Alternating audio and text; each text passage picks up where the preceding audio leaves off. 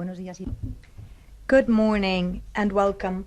My name is Magdalena Brier. I'm the director of ProFuturo. And I want to welcome you all who are here with us and those of you following us on streaming, because we're talking about a very exciting topic today. I also want to thank all the agents involved in organizing this event. You will be able to listen to them briefly. It's not easy nowadays to get so many people together. Just getting together here, it's something to celebrate.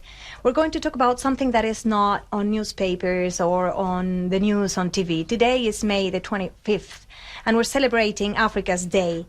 We're celebrating something that is the basis for current union in Africa. We're going to share knowledge and news that go beyond the superficial news that we usually receive in our everyday life about Africa. We talk about Africa as the forgotten continent, but we want to show you that it's not like that. We are betting on its future, and it's a pillar for the education. So we got together many different organizations with a lot of experience in the field, so they can tell us about the challenges that education in Africa has to face. They are also going to talk to us about their initiatives and everything they're fighting for. I want to thank our partners, our friends, Save the Children, World Vision, the Foundation Empieza Por Educar, and Entreculturas. I want to thank you for your collaboration and for taking part in this session.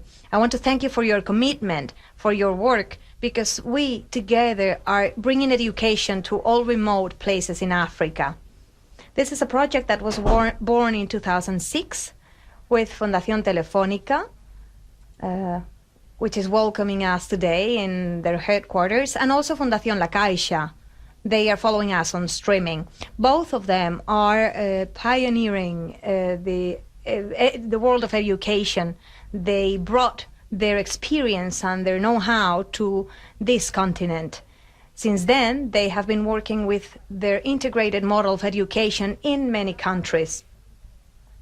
They adapted this model to different situations and also to the circumstances that we're living today with the COVID pandemic. Just now, you will hear our next speaker talking about education in the region, and he will talk about the impact of COVID in this field. All the challenges which were already very important are increased now due to the pandemic. I also want to thank our partners, our media partners, and Alejandra Agudo from Planeta Futuro, who will be moderating this event. Laura Huete will not be able to be here with us. This is key to change the perception that our society in Spain, which is so close to Africa in a way, but also so far, the perception we have of Africa, of education in Africa. I want to thank the director of Casa África and to the institution that he represents. He's already listening to us. Thank you for working in promoting African culture in Spain and also for supporting us in this event. And thank you for considering it within your agenda. On a date like this, celebrating Africa Day, we couldn't have an event like this in Spain without having you as part of it. And now we connect with him. Thank you.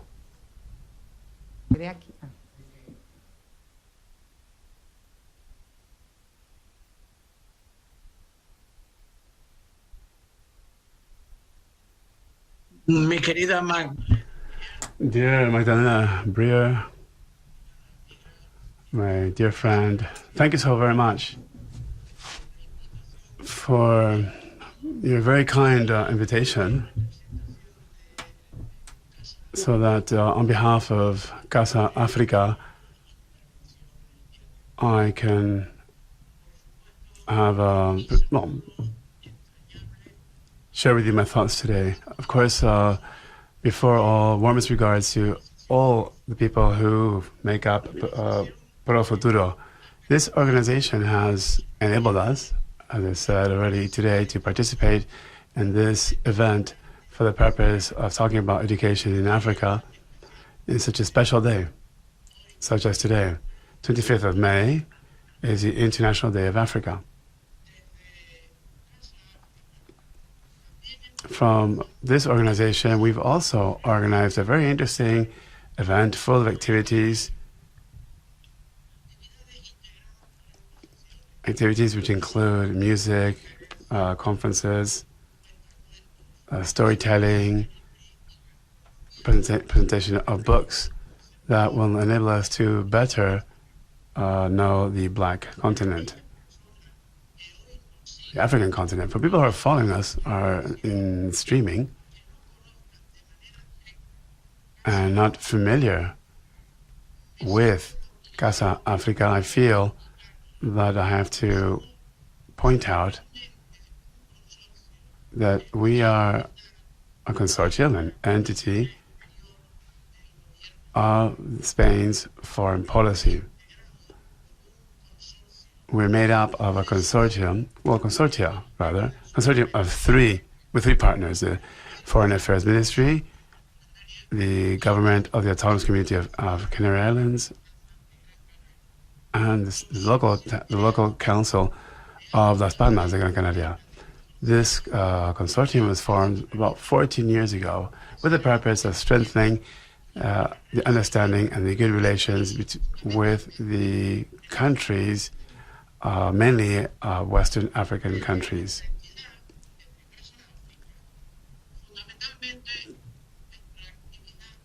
The activity of Casa África is basically public diplomacy. This is a very general scope, but in this context, education plays a key role. And in Casa África, we organize summer courses. We cooperate with universities to carry out conferences, seminars, and we have a STAR program, a program that we're very proud of. This is an educational program I'm talking about that we call,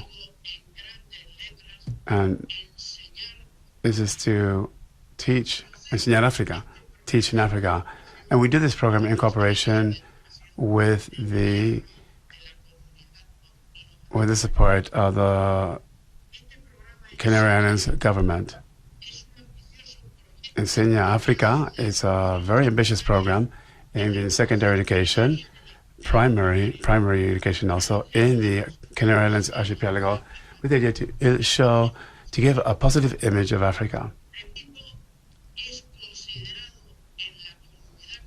And in the community of Canarias, from an educational point of view, cultural, and with the idea of boosting social integration, the program Enseñar África, again, is a STAR program in our organization. It's a top social and educational program, fully integrated in the society. And to give you some brushstrokes to understand what it's like in such a special day as today, I like to give you some examples of specific actions and one-off actions, quantified actions that we carried out, not necessarily on the theoretical plane. For example, in the course 2020-2021 that is coming to an end, in this program in the Canary Islands for this school year, we've had 700 teachers have been involved, 700 instructors. 3,500 children have also benefited, and all of them together work on the different teaching units of the program to better know, or to know better, Africa. The 6th of May in Casa África, we organized a virtual event with a total of 34 educational centers, schools in Canary Islands, with the support of Mujeres por África, Women for Africa, which is led by Teresa Fernández de la Vega, and of course with the support of regional government authorities.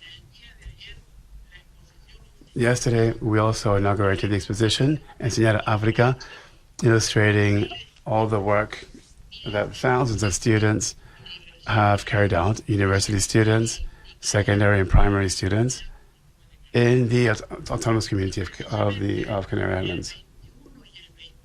On the 21st and 22nd of June, next month,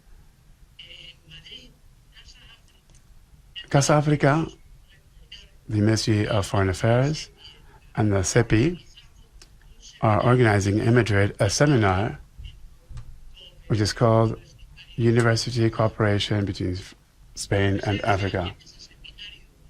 In this seminar, we'll have Spanish universities and African universities engaged in the seminar to look at the different opportunities that growing mobility of African students has through their full training cycle.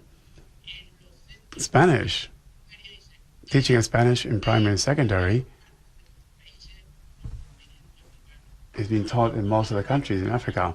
The opportunities for Spanish Africans to study in Spain includes also grants and cooperation agreements, vocational training, business schools, connecting with the business world, and also opportunities to conduct work practice. The different reports for children that are not attending school say that the opportunities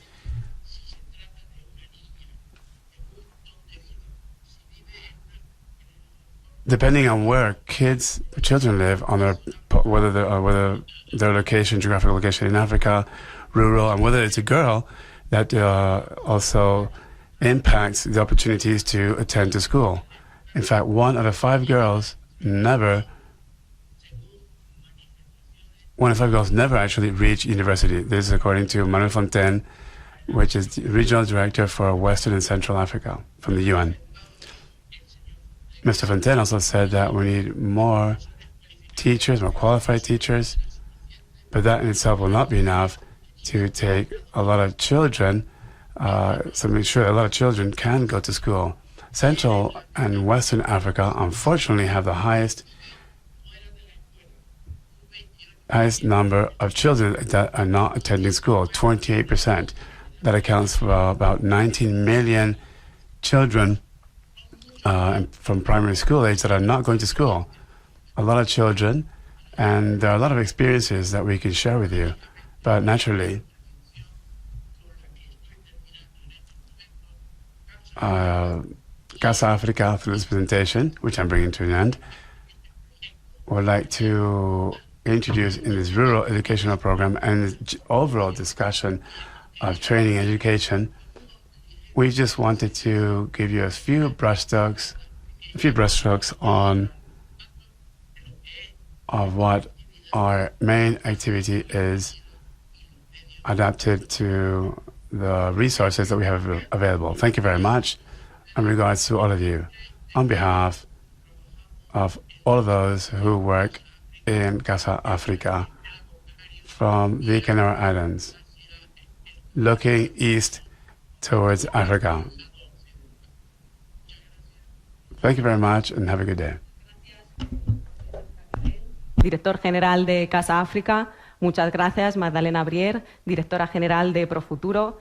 Buenos días a todos, a quienes hoy habéis venido presencialmente al espacio Fundación Telefónica en Madrid para seguir esta jornada El Poder Transformador de la Educación Digital en África, y también a quienes estáis al otro lado de las pantallas, atentos en los canales de YouTube de ProFuturo. Muchas gracias por vuestro interés. Hoy es el Día de África y hemos venido a hablar de África. Como ha mencionado Magdalena, del continente vecino se suele decir que es el continente olvidado, pero esta mañana le vamos a dar todo el protagonismo. Trataremos los desafíos que enfrenta, pero sobre todo vamos a ahondar en las oportunidades y cómo España y las organizaciones organizadoras de este evento contribuyen a través de la educación a aprovechar esas oportunidades y el talento existente en el continente. Debido a las nuevas dinámicas sociales a las que nos obliga la pandemia de coronavirus, este es un evento híbrido. Algunos ponentes estarán aquí en el escenario por turnos y respetando las distancias de seguridad, y otros conectarán por videoconferencia. Les agradezco por anticipado la paciencia en esta complicada logística y que a la par nos permite reunirnos personal y virtualmente, con traducción simultánea en inglés y lengua de signos. Comenzamos ya con un primer panel sobre cómo se cuenta África desde España, si la imagen que se transmite del continente se corresponde con la realidad y cuál sería la forma de hacerlo mejor. Para este primer acercamiento a África contamos con la participación de Juan Jaime Martínez, jefe del área de Cultura y Educación de Casa África. Buenos días, creo que nos aparecerá a continuación en pantalla, pues está en formato por videoconferencia. También nos acompaña a quien veis, a Lola Huete Machado, directora de Planeta Futuro, la sección de Desarrollo Sostenible del país. Hola, Lola. Y Enrique Bayo, director de Mundo, Negro. Encantada de tenerte aquí, Enrique. Por favor, acompáñame.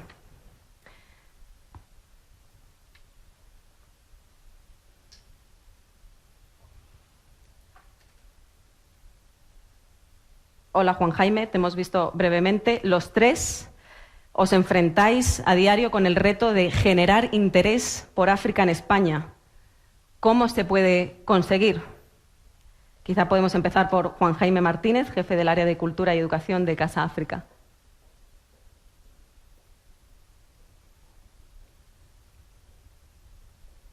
No, parece que no tenemos a Juan Jaime en pantalla. Lola, ¿quieres empezar tú diciendo cómo enfrentamos a diario el reto de generar interés por África en España? Hola, Juan Jaime. Sí, pero no le oímos, ¿no? Es un honor hablar ahora de educación, hablar. Yeah, to talk about education in Africa, and also today, which is the International Day of Africa. As we know, this is highlighted the policy of this government is to strengthen relationship with African countries and to promote good understanding between Spain and African countries, but also relations that we can strengthen, make sure they're long-lasting, solid. And for that, education and culture play a key role in our the program we have. We're focusing in education, where we work in different programs. As we heard earlier, we organize conferences at university level, but also in different schools, discussions, summer courses, and presently with the Ministry of Foreign Affairs, we're working with a seminar which will be held, we heard about this already, the 21st and 22nd of June. We will have representatives from African universities for the purpose of strengthening university cooperation that will enable mobility of Africans to our country and from our country to African continent countries. African countries for the idea of cooperating on scientific projects, but also to link together ideas to help improve the world, not just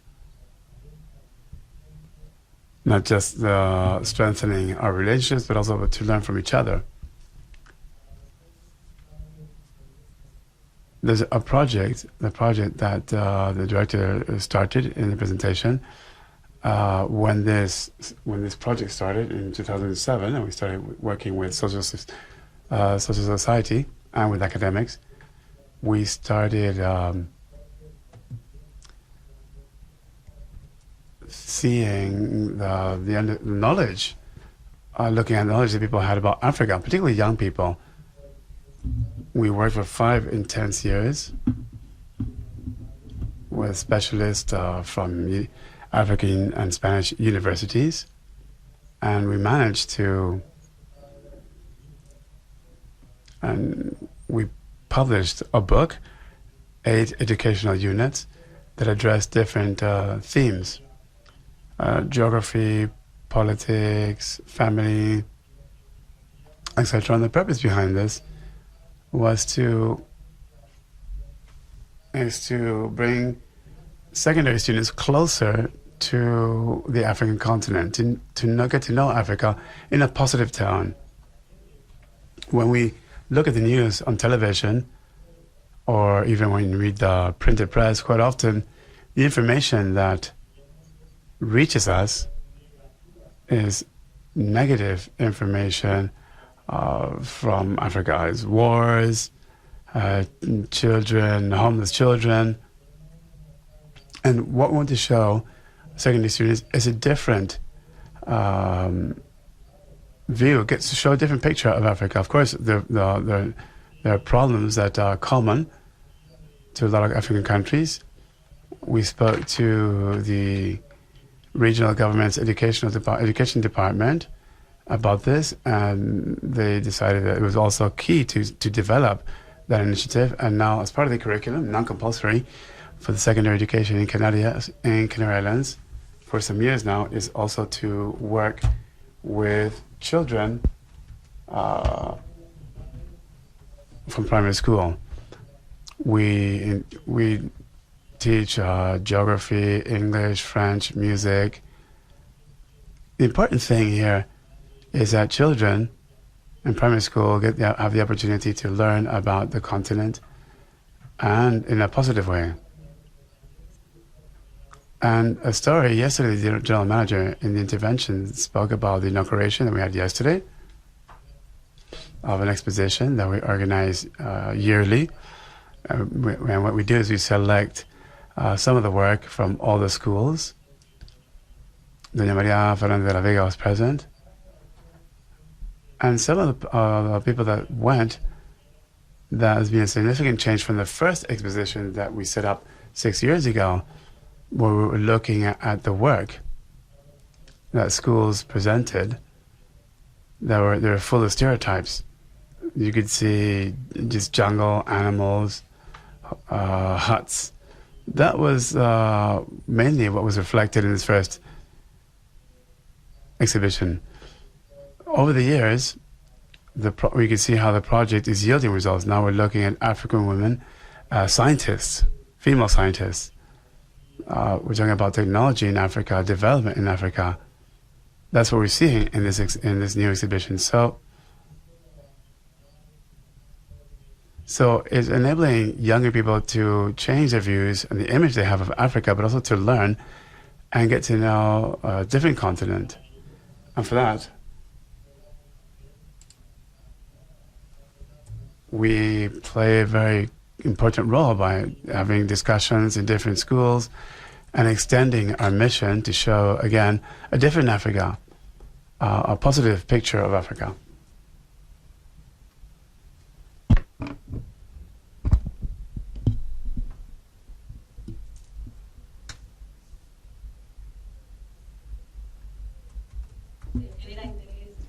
We see how we can generate interest from the media.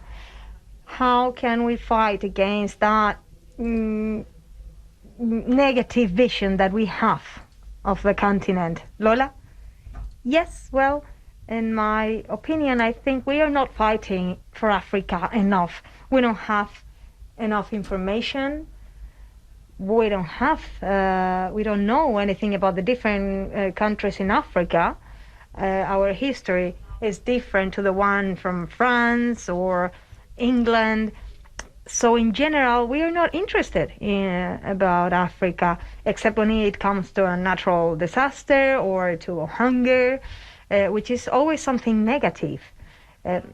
Many times, well, in general, we forget about how many inhabitants there are in the continent and how it generates an impressive amount of information, or very powerful stories, things that could be told, things that aren't told, however. And so we, Spanish-speaking readers, don't have really interesting information about the continent. Us, we in Planeta Futuro, we are absolutely dedicated to the continent. We've been doing this since 2014, and we try to tell the positive and also the negative things, which is the only way where we can have a realistic point of view. We try to create a vision not related just to assistance or to charity.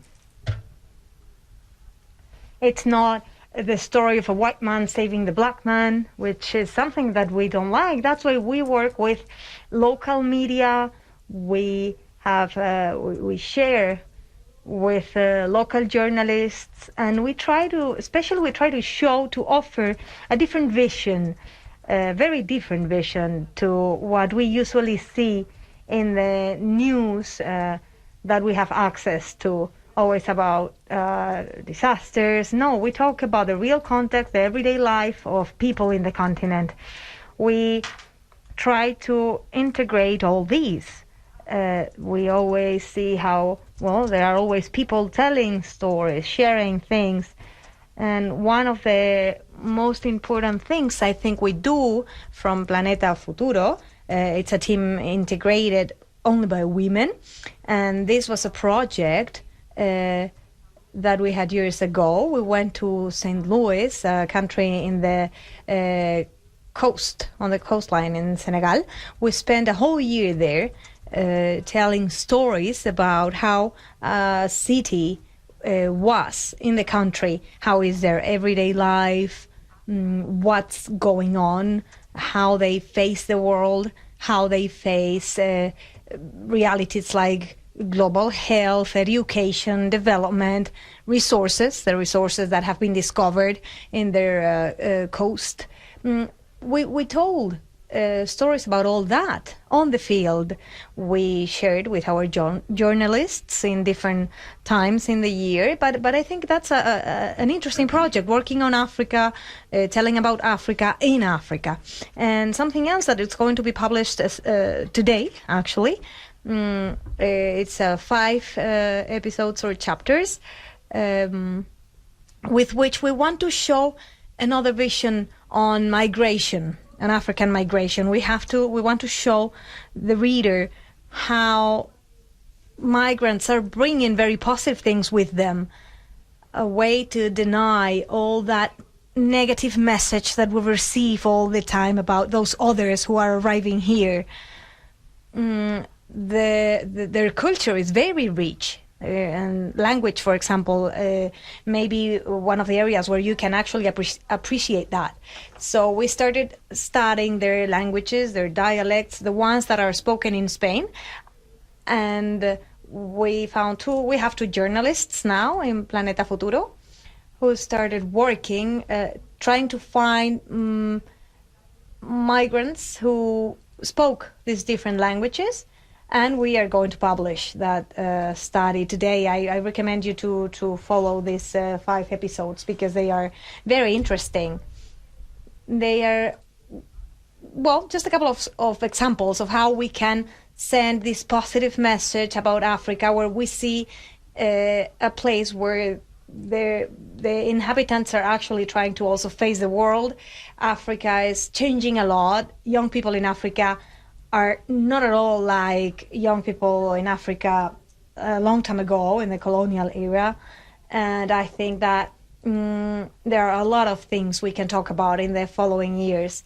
Of course, we also tell the negative aspects. If we were telling only the positive, we wouldn't be being realistic either. Other pandemics like malaria, for example, that affected the continent. And we've also been paying attention to what was going on with COVID there, with the vaccination process. Also something interesting to tell, isn't it? So it's our little effort to contribute to all this. I know that there are other people also making big efforts for this, and I hope that Africa will be more and more present in our news, in our newspapers, but also in our culture. We may listen to stories about fashion, culture, and many other things that Africa can contribute with. That's my opinion. Thank you.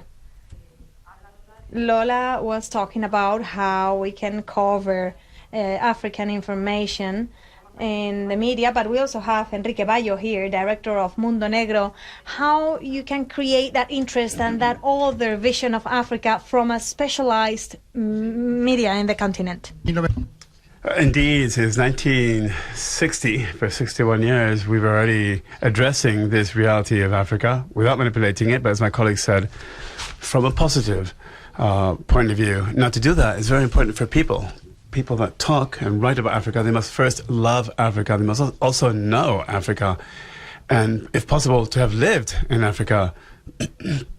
We don't believe necessarily on those journalists that visits Africa for 3 days and then makes a document. I think you need a long time to have contact with the people and know more about Africa. We're very lucky to have a network of missionaries. These are non-professional journalists that have lived in many countries for many years, and we can talk to them, get information from them, photographs from them. And this is a good source from us. A lot of cooperators, Chema Caballero, Pepe Naranjo, there's many of them, people that live in the continent, and they love Africa, and that's critical to understand the true depth of this continent that has a lot of positive things to share with us.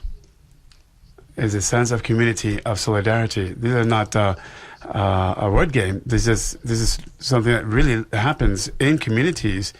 And then from Mundo Negro, another of our commitments to talk about this continent is to give the floor to the Africans themselves, as Lola said, to let the African people talk about the reality of their own continent. And that's another way of delivering this to other people in Europe. Now, when Africans tell us a story, sometimes we don't like it because they take us away from those from the prejudice that we still have, that we've spoken about already. And they also question our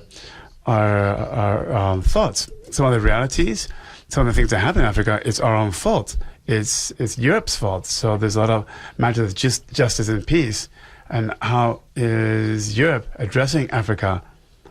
And the question is, can we do more about this from this point of view? Well, this is another way of encouraging Spaniards, when they listen to us, when they read about us, to also play a role. And as Lola said, we published in May a monographic book on migration in Africa to understand why Africans come to Spain. They don't come to steal from us, to take jobs from us, or the horrible expression of immigration.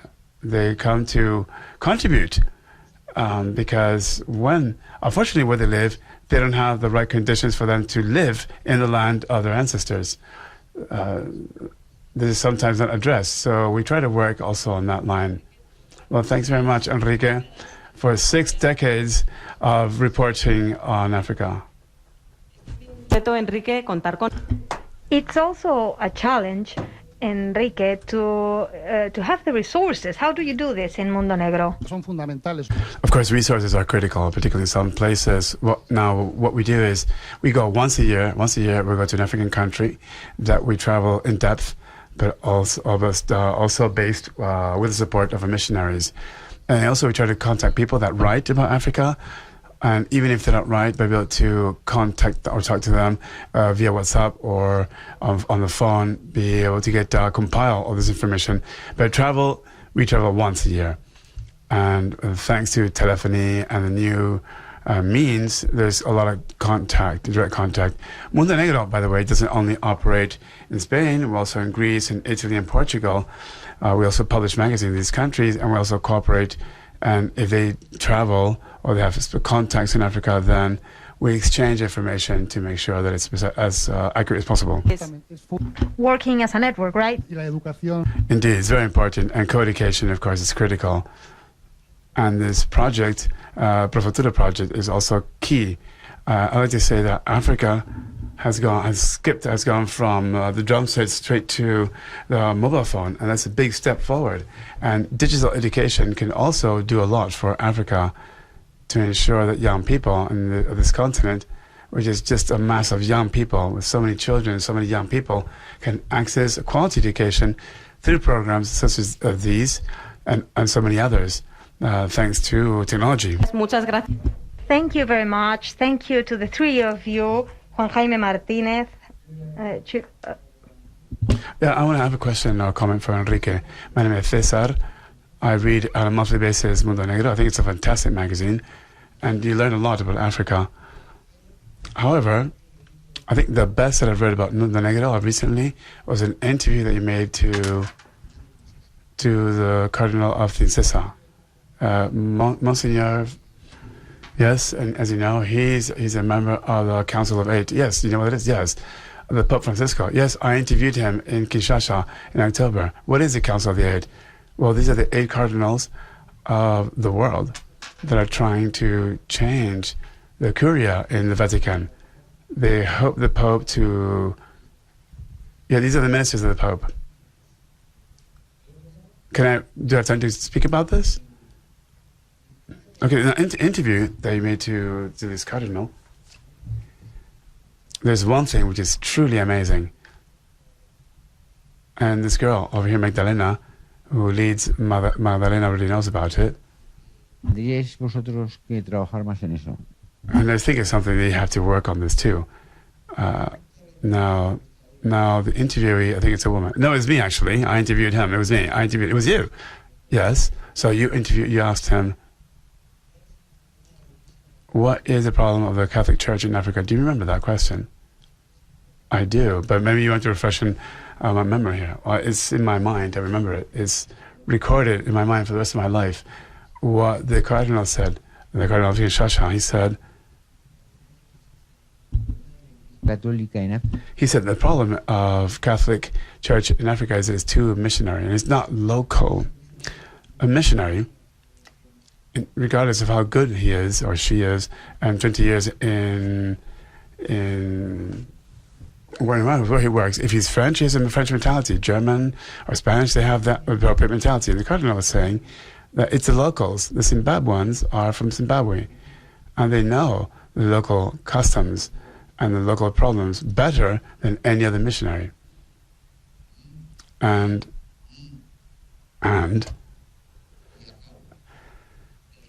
I'd like to, well, this brings me to close. I think the challenge for Africa is for Africa to be transformed by Africans, not by foreigners. Do you agree? Of course. And in the magazine, I think you should underline that, okay? Because I read it every month. And what I see is that a missionary goes to Rwanda and writes an article about the problems in Rwanda. And that missionary is actually not Rwandan. He's German or British or what have you. So I truly believe that we have to ensure that Mundo Negro to be written by black people, Africans. Thank you very much. A comment, if I may. Our founder, Samdana Mori, said, "Save Africa with Africa." That's in the very heart of the work we do. The protagonism is given to Africans. So I take the challenge. And I pick up the gauntlet, but that's what we want to do, because it's part of our charisma. Thank you very much. Thank you very much to both of you. Thank you, Enrique. Thank you, Cesar. Before we go further in the topics about challenges of education in Africa, it's also important to know what is the current situation of education in the continent. To give you a picture as clear as we can, we invited Firmin Edward Matoko, who will be giving his speech in English, and you will have the interpreting service into Spanish for those of you following us on the YouTube channel, and also for those of you here today. Thank you very much.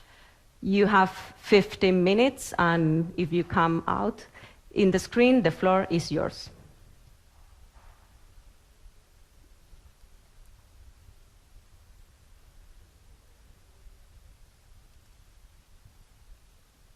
Me han dicho que teníamos a Mr. Matoko.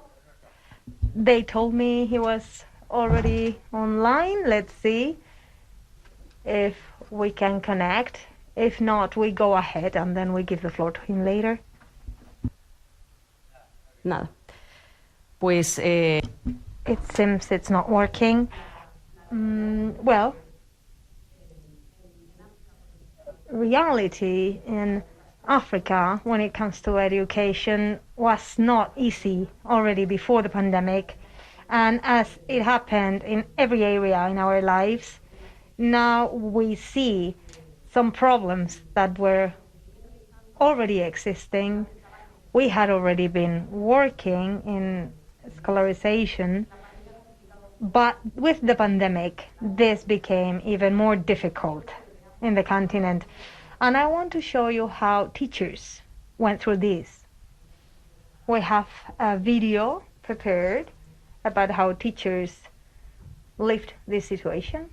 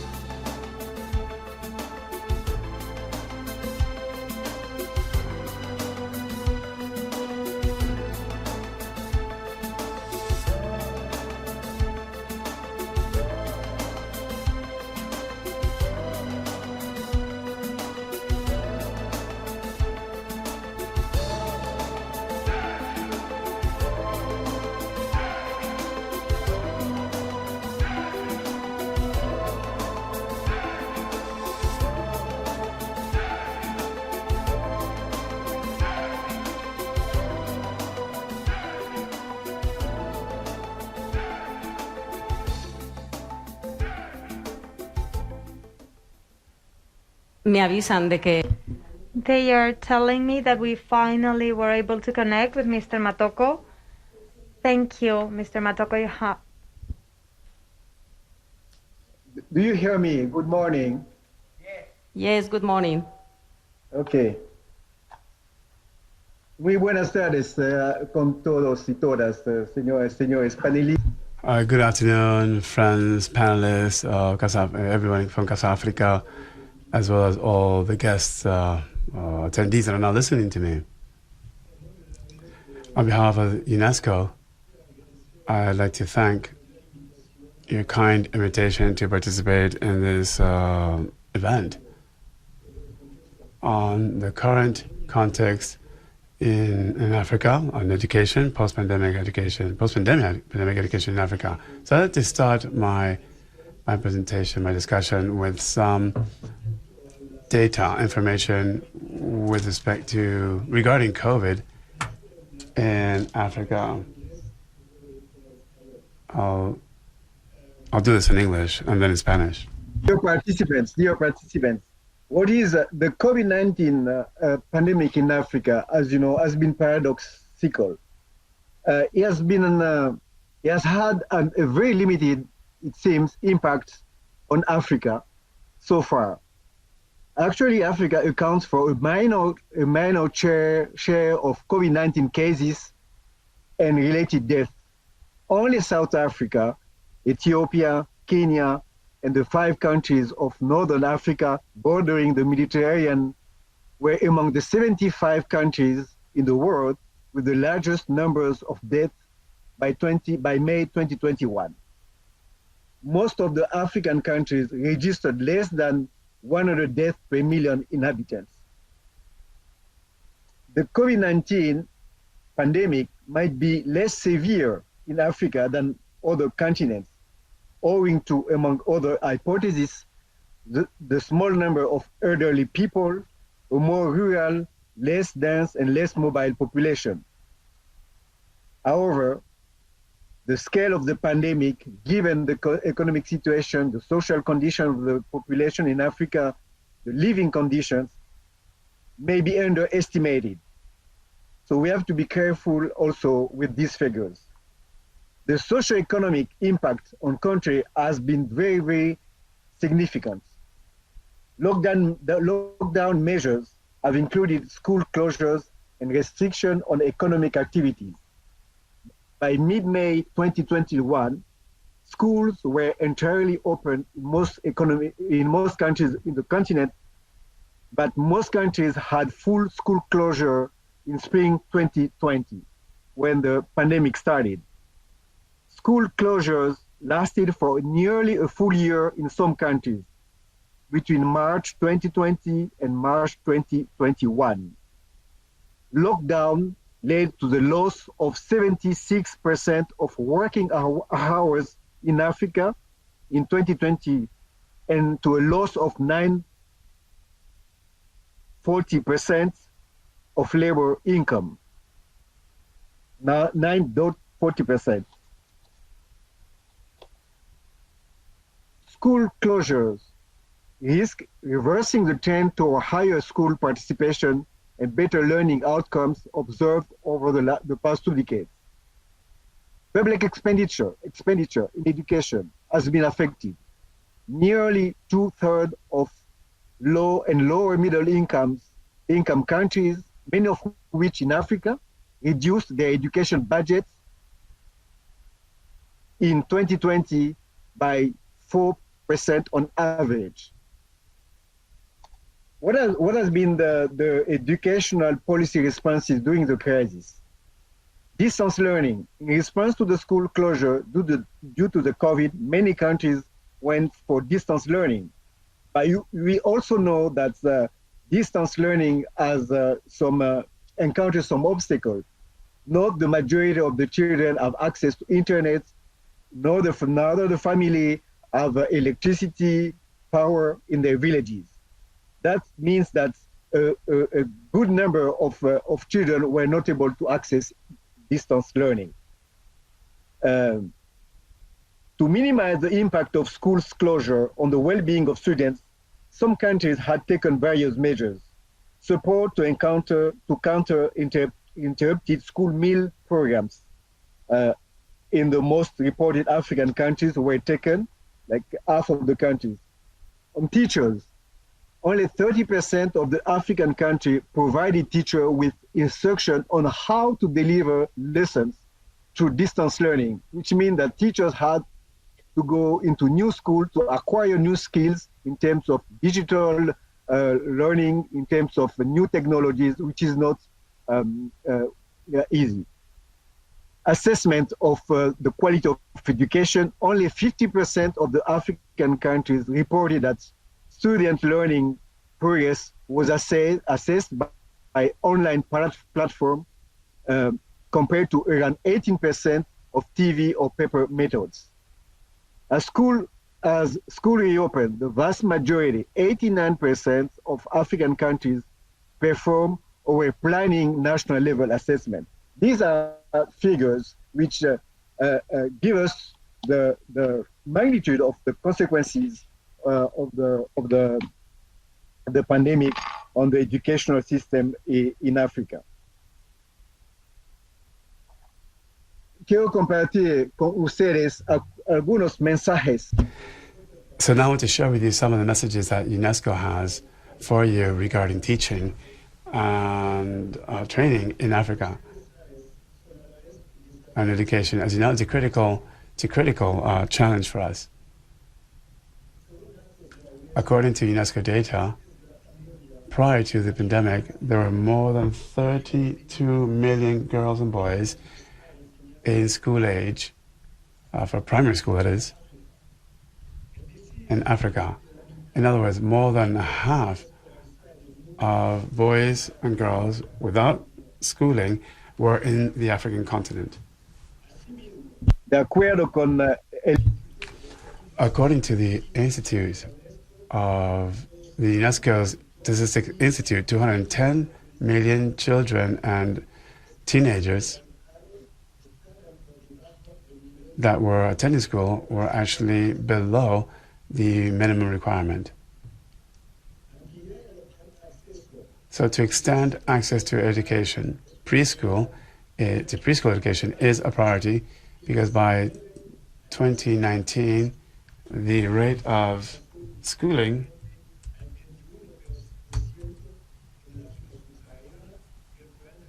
reached 21% in sub-Saharan Africa and 41% in Northern Africa. According to the UNESCO, in order to reach Objective 4, we need 69 million teachers across the world. The biggest challenge that we have in Africa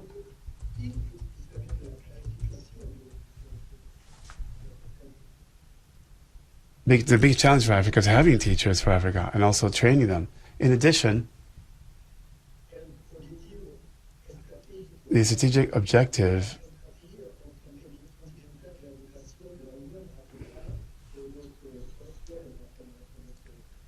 of the African Union, which is our partner in this regard,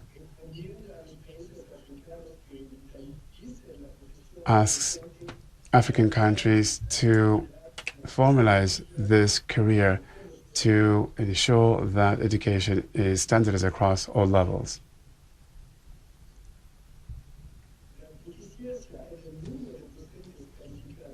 The low number of skilled teachers is directly linked to many factors: political, social, and of course financial. A lot of the countries don't have teaching centers that enable us to train and support teachers.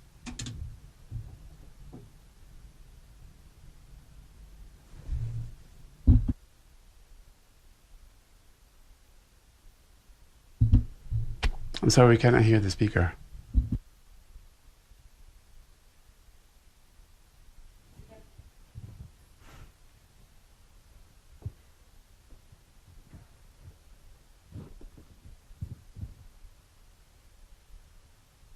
Mr. Matoko, do you hear us? ¿Nos oye? No.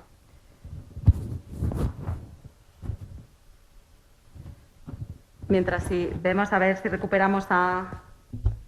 Well, we wait to see if we are able to reconnect with Mr. Matoko to finish his presentation. Sorry, I'm going to take off my mask so you can hear me all right. As he was telling us, the difficulties that Africa was already facing in the field of education. Already 32 million children were outside of the school system. It seems like the COVID pandemic respected when it comes to health, the health situation in Africa. However, in education, it affected the continent very badly. Besides, they have difficulties to transform, to adapt their education to e-learning technologies, so that left many more children out of the school system. This may affect all the developments that were being made in this area may go back due to the pandemic. Teachers face the challenge to keep teaching without having the necessary resources. Let's see how they lived this situation.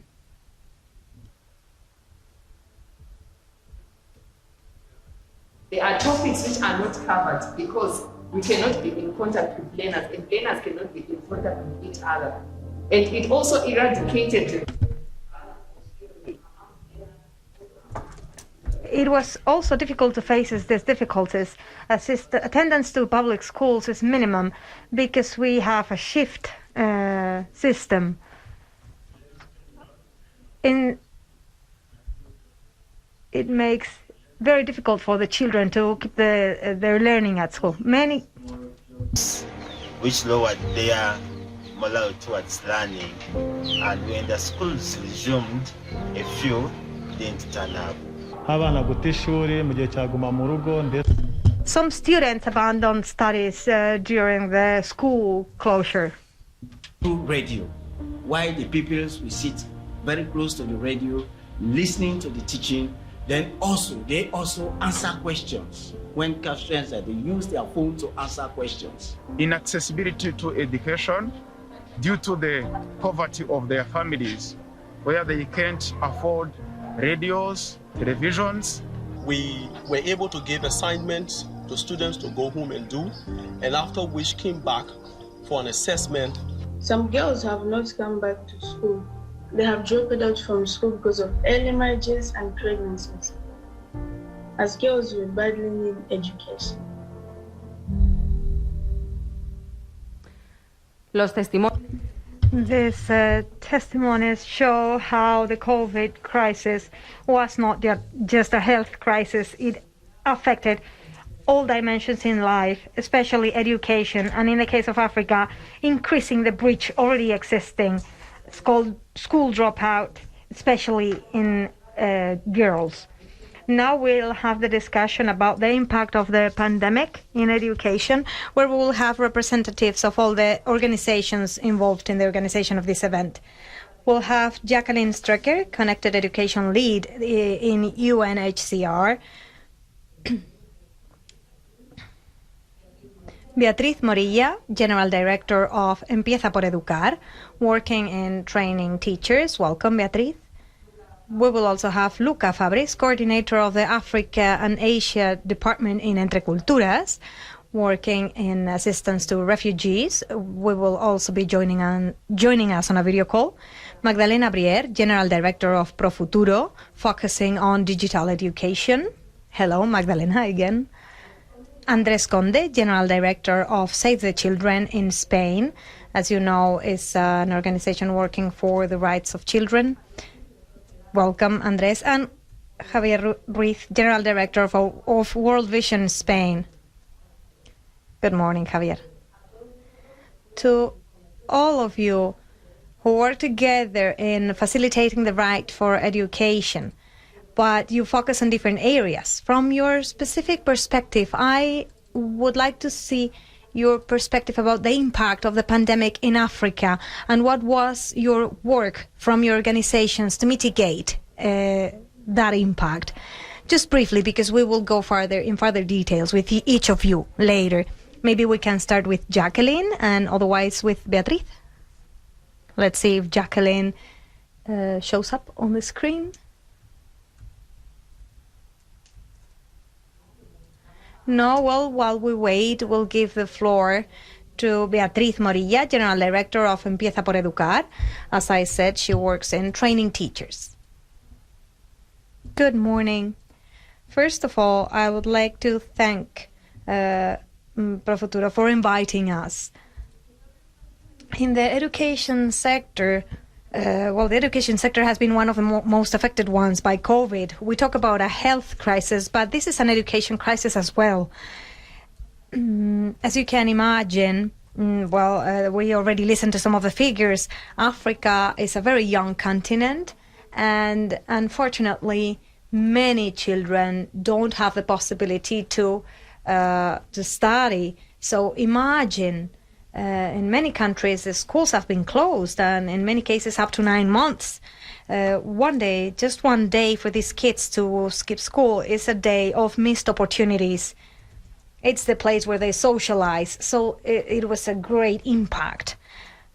And for organizations like us, we see the power of education, and many of our teachers had to go back to their homes, to their countries of origin, because they couldn't stay in the communities where they were teaching, which was something absolutely passionate, exciting for them. It was very painful to have to leave their students back. But the African continent is resilient. I didn't know what resiliency meant until I saw it in Africa. They've done amazing things. They've created podcasts, so many initiatives, providing batteries for radios or speakers that they would set somewhere in villages, and extraordinary initiatives, really. until schools were open, they realized that they had to catch up very fast once the schools were open, and they saw how they had to reinforce that academic content with also some emotional or socio-emotional content. Because, well, we see many of those people, of those kids were falling behind, and it's important to address all this. Thank you very much, Beatriz. I don't know if we already have Jacqueline online. If not, we continue with the speakers in the room. Hopefully you can hear me okay. Perfectly. Wonderful. So thank you very much for giving me an opportunity to speak. And I think the speakers before really helped to paint a very clear picture of both some of the challenges, but also a lot of the creativity we saw emerging from Africa. And we saw this particularly within the refugee context as well. Just to add on some of the figures that were shared by UNESCO, there are 79.5 million forcibly displaced people in the world, and about 40% of these are children or youth under the age of 18. And when we look at participation pre-COVID, it was at 48% were out of school, and that was before COVID. And so we had a huge number of children who were at risk of also not returning back to the classroom. And so as we saw governments switch to distance learning or digital learning for continuous opportunities to teach while schools were closed, many of these refugee hosting communities didn't have the resources, didn't have the infrastructure, the connectivity, the personal devices to be able to participate alongside their peers. And so we heard this from UNESCO as well, but it was even more acute within the refugee context. And especially for the host communities who were sitting alongside refugees and likely also did not have these resources. And so this is why we really looked at how we could extend the opportunities that were being created by ministries and really worked with local communities to find those solutions. So some examples, for example, are local radio programs. So we had community radio programs where they took national scripts and they were able to leverage local community networks that they had if the FM signals weren't able to reach, to be able to extend access to that programming.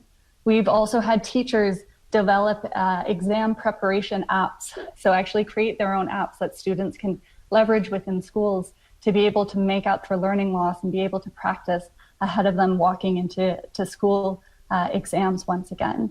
We've also seen really creative uses of tools like WhatsApp or some of the local networks, and even coming together in local learning circles, so in small groups, to support peer-based learning. And to pick up on what one of the colleagues said earlier, that social dimension and that psychosocial support, I think, is also very, very important to this context and has been an important element integrated into all of the programming that we've supported. Thank you, Jacqueline. Tendremos tiempo después en un panel sobre el asunto para ahondar en cómo se ha provisto de... In the next panel, we will have the opportunity to go into further detail. We continue with Luca Fabris, coordinator of the Africa and Asia Department in Entreculturas, focusing also in the field of refugees. Good morning, Luca. Hola, buenos días a todos. Good morning to all of you. Thank you very much for joining us. Thank you for giving me the opportunity to join you today to address current state of education in Africa. Since the very beginning of the pandemic, first few weeks and months, we identified very quickly the impact that this was having and the crisis it was going to generate, not just on schools, but also economic and social. Of course, impacting the most vulnerable communities. We discovered two dynamics as far as impact. One, short-term impact, which we consider is an educational emergency in the short term, which is what's really worrying our partners, which is increase of malnutrition in boys and girls. The food that they're giving in schools sometimes is the only food that they have access to in the whole day. Problems such as impoverishing of their health and the fact that they're in confinement in their homes, they're They're exposed to more fear, anguish, and different risks, such as intrafamily, family abuse, labor, exploitation. These are some of the problems that we identified in the short term, together with which links up with the socioeconomic circumstances of the families. In a number of cases, we found that teachers that have that stopped teaching because schools were closed. They were not getting any money, and they've had to find another job or to migrate to another country or a city to look for new opportunities elsewhere. But beyond this short-term impact, what we're worried about the most is the risk, the long-term risk,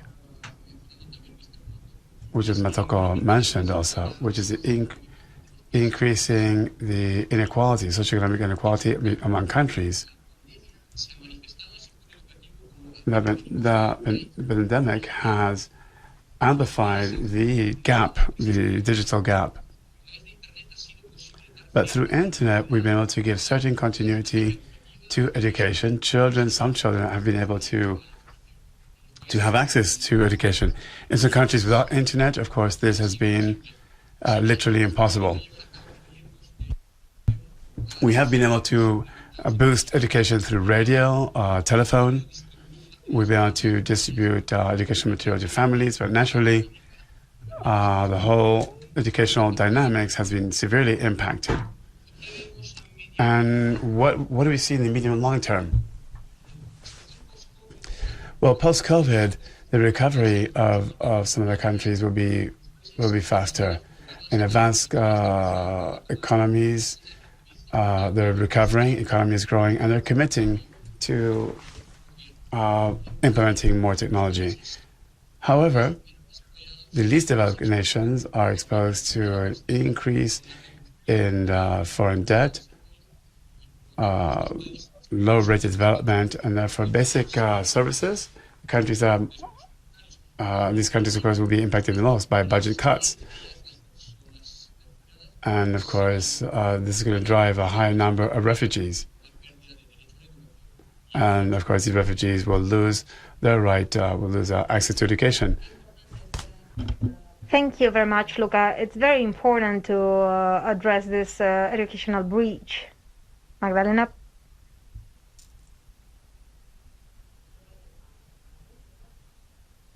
Let's see if your microphone is working.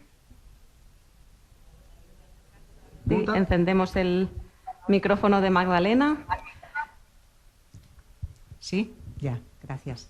Gracias. Yes, thank you. With our project of digital education, which was created in 2016, with the goal, the anticipated vision that this health crisis confirmed, we saw how digital education was going to be the key for breaking that educational breach. As I was saying, our project takes place in schools. So when schools were closed, we realized how we were not able to access this vulnerable population. So we offered all our high-quality educational contents to the world. We offer them freely, without a cost.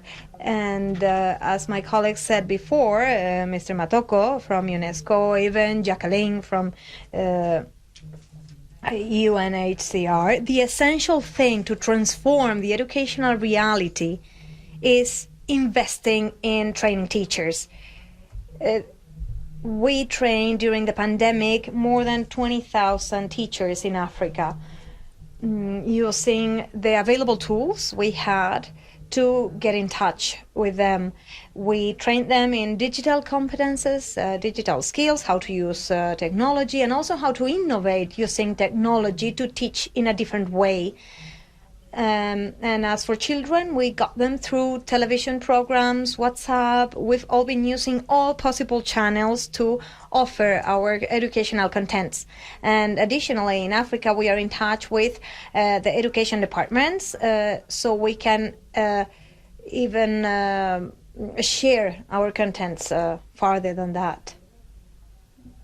Thank you very much, Magdalena. Now we give the floor to Andrés Conde, because as we were saying, this is not just a health crisis, but also an educational crisis. Schools were that safe environment for children, right? Creo que no se oye. Ahora sí. Gracias. Yes, thank you very much, ProFuturo, for organizing this event, but also for taking digital education in areas of extreme poverty. That's Save the Children, we believe that we're probably facing the highest educational crisis of our times. We're talking about that for the first time in history, an entire generation of boys and girls have seen their access to education fully interrupted, their right to education. And in many African countries, as we heard, for a whole year, as we heard earlier. There are 12 countries where there's extreme educational emergency, and 12 of them are in sub-Saharan Africa. That's Western Africa, Northwestern Africa. So we already had 258 million children without access to school prior to the pandemic. Prior to the pandemic in Africa, in this region, 80% of children, 10-year-olds, were not capable of reading properly and understanding what they were reading. So this is a context where a year of loss of learning for these children has befallen. What's the biggest risk that we find here? We believe that 9.7 million boys and girls will not go back to school. We're worried, especially a number of groups, particularly children living with families of extreme poverty. They've had to go back to work. Children have to work so they can help their families. And we're worried about teenage girls because they've now started to work and sometimes forced to marry as a strategy of a way of supporting financially the family. We're worried about refugees and in refugee camps. We're worried about boys and girls in armed conflicts, because this leads to higher recruiting of children, and also for occupation of schools, for military purposes or for health purposes, and also children with disabilities, which already had huge problems with access to education. The pandemic has made it all more difficult for them. The most important risks, in addition to learning, of course, is a loss of food, because it was a core of nutrition, core food for kids, emotional and mental health, out of the family stress that they've lived, and the health stress as a result of the pandemic. These are other risks, of course, that have taken place. Also, protection against violence, because now they're exposed to far more risks in this regard. Something that it has taught us, understanding the digital gap is still there. We believe that the dynamic of education is, in this regard within COVID has been very good, and that digital education has shown us the way. Thanks to the pandemic, despite all these negative aspects, it has been able to allow us to reach out to children that before was impossible for us to reach out. Also has taught us the value of bringing in parents into digital sources, which is very good. And that should stay here with us. That should remain. Also, through digital media, we've also been able to train teachers. So I think the ProFuturo program is leading, is a spearhead in all these progress. Thank you very much. Now we give the floor to Javier Ruiz, General Director of World Vision Spain, to close this panel. The school was that safe environment for kids where they have one meal a day, water. How did you mitigate from World Vision the impact of the pandemic in this sense? Buenos días y gracias por la invitación al evento. Thank you very much for your kind invitation to the event. As some of the colleagues mentioned already, COVID-19 has had a significant impact with schools that are being shut down. We're worried that millions of children will not be able to go back to school after the schools reopen. The alarming rate of forced matrimony and forced taking of work. I've also loss of employment, which means income is down, the closure of businesses, being not able to sell in markets, and therefore provide income for the family, because it's true that education is free. In the program, we work in alliance with some of these programs, but of course, schools are only $20 a year, but they may not be able to afford that. When you close a school, you close access to rights, many of the rights to children, such as food, drinking water, safe environment, future opportunities that may lead to well-being in the community. So the objective, therefore, of this objective 4 is very much linked with so many other objectives like equality, gender equality, etc., and also like having opportunity for jobs in the future. So we're addressing 3 areas. On the one hand, we've put the highest, 70 years of history, we put the highest effort of response to reach out to 72 million people where we operate across the world. And the response has to be seen in an integral manner. On the one hand, we have to avoid greater contagion, strengthen the health system in different countries, but we also have to address all the other problems. Education, for example, to ensure it normalizes as soon as possible. Food, economic support to families, or economic independence of families.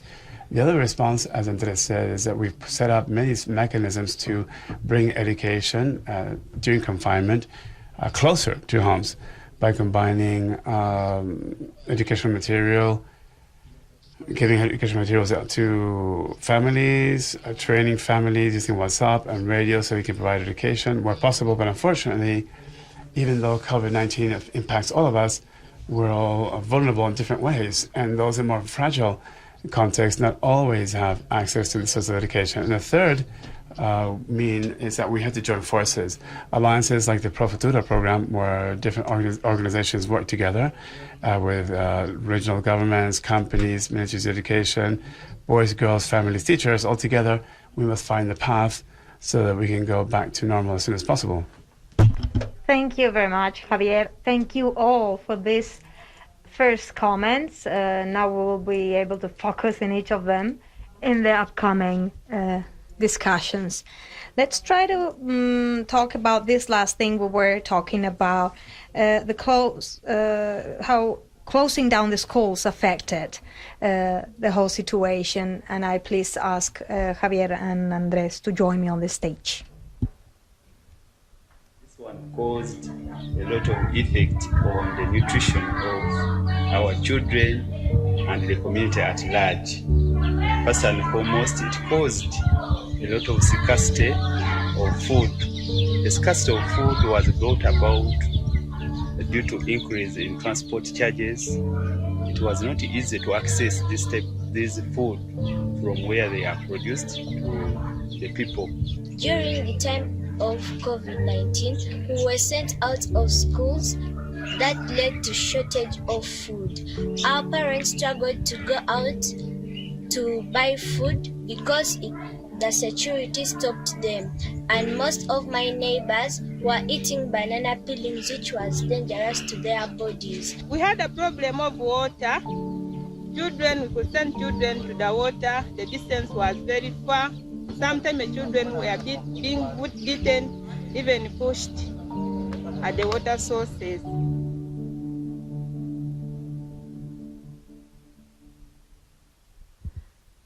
Me acompaña Javier Ruiz, Director General of World Vision, and Andres Conde from Save the Children already on the stage with me. I was going to sit with them, but since we are 3 people on the stage and we're not wearing our masks, I'll stay here so you can speak without your masks on. I think it's better. It's gonna be easier for us to talk like this.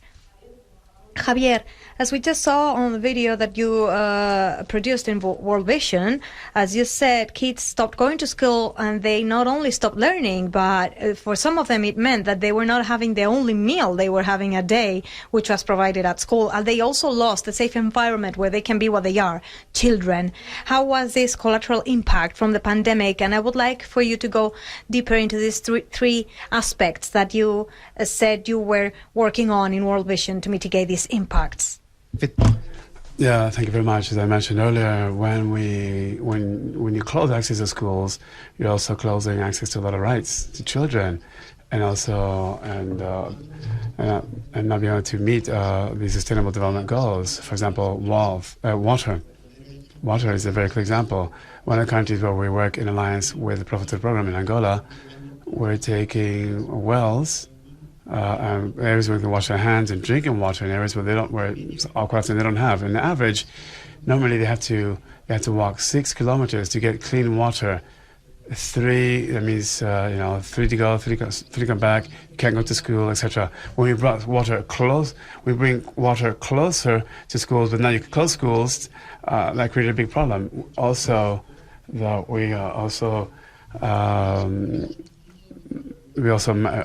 schools is we have bathrooms where we collect rainwater, of course, facilities for girls. We also educate on the risk of contagion, where we teach them about health and safety. The ProFuturo tool in training, in addition from technical education, also have different techniques for life in the software within the platform. So all the work on health and safety is very important. Nutrition is also a key factor. As you said, for millions of children, maybe the only food they will get a day is that lunchbox that's given to them at school. But increasingly, we've integrated water and nutritional projects in schools by setting up gardens. The water that we take to school means that they can drink water, but you can also have gardens. The boys and girls do that, and also gives them access to food. You lose that, of course, if you close schools. When you close schools. That's why closing schools is so important. And, of course, that does away with those development goals.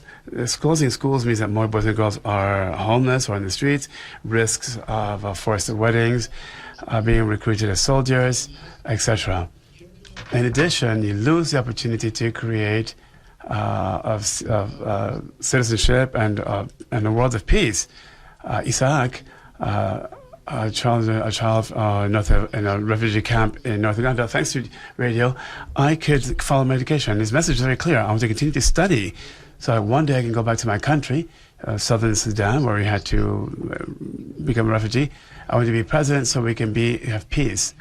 And I think if we can deliver on the dreams of these children to transform the world, and continue to, of course, to promote alliances such as this, with so many friends from different organizations, with ProFuturo and the company supporting ProFuturo, the Ministry of Education in different countries, the help of boys and girls. So we make a call for all of us to join forces and to fight for this objective of peace, and make sure everyone has access to food and water and avoid all this abuse. Thank you very much. Estos impactos tienen un especial efecto en la... ¿Por qué? Javier was talking about the impact of this situation on girls' education. Efectos de la emergencia educativa. Indeed, the effects in this regard impact girls far more than boys. You see statistics prior to the pandemic, the problem was already there. In education, girls have huge barriers to entry, far more than boys. For example, boys and girls, say in primary school age, in the world, 9 million girls are not allowed. It's very difficult to access school. Against 3 million boys. So 3 times as many. The pandemic has made this a lot worse. The emergency has a far worse impact on girls. And now a possibility is of not going back to school is the probability of not going back to school is far greater for girls. So what do the African girls have been through? Well, the closing of schools for girls meant that they no longer had access to the Center of Protection Against Violence. The World Fund for the Population of the UN means 3 months of closure means that 50 million cases of gender violence because they're exposed to far greater risks of violence because there are no adults that can protect them, teachers, interaction, that people can help them, and also awareness that they have as children and teenagers. Also, an increase of pregnancies. We expect that 3 million girls are probably pregnant due to the closure of schools, of course, because they are far more exposed to sexual abuse.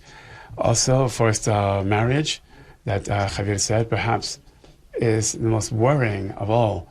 We're estimated about 13 million forced marriages, because the families are using the marriage, marrying the girls as a strategy for economic survival of the family. This takes place in a context where marriage means that you get a dowry. And of course, when you marry your daughter, there's either income or at least there's one less person you have to feed. Obviously, a lot more sexual mutilation. We believe that 2 million new cases of genital mutilation, female genital mutilation, as a result of the pandemic, because it's enabled the families to extend this practice and certainly the recovery of girls after this intervention. These are the impacts that we've seen in terms of girls, young girls, and teenage girls that we've seen. Sin escolarizar están en África. Con todos los datos que mencionan, quiero que veamos en qué se traduce todo esto que estamos hablando, en concreto con las niñas, en terreno, y lo tenemos en un vídeo para que podamos ver en qué se traduce en terreno todos estos datos que estamos dando.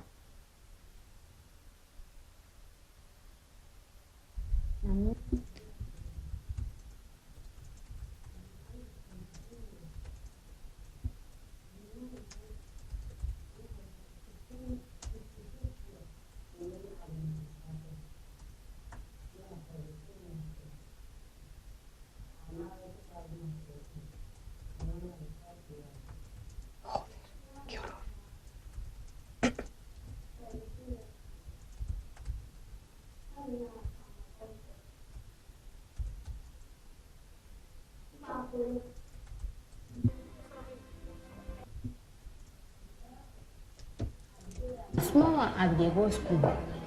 But for see when my papa died, now my mama come for me, we go na village. Where I go, inside 209, I go na bow. Because in mama na two pikin dey no more born. The first died, the second I born. So the time now we die, I no get nobody wey dey help me. So now my mama and big sister count me, na him back we no get. My people not get money. I'm from poor background. I know they feel like I've been forced, I've been free.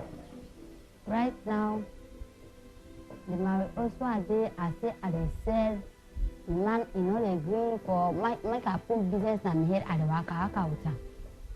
And the man needs to help us. So for that reason, I know they feel fine. I wonder, I say, you now on the street.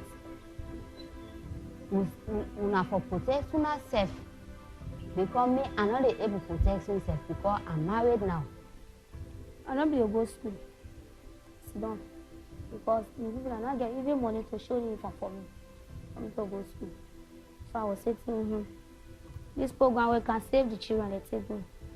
I said no, me not go school again, but they beg me, they say please go school and I accept to go back school.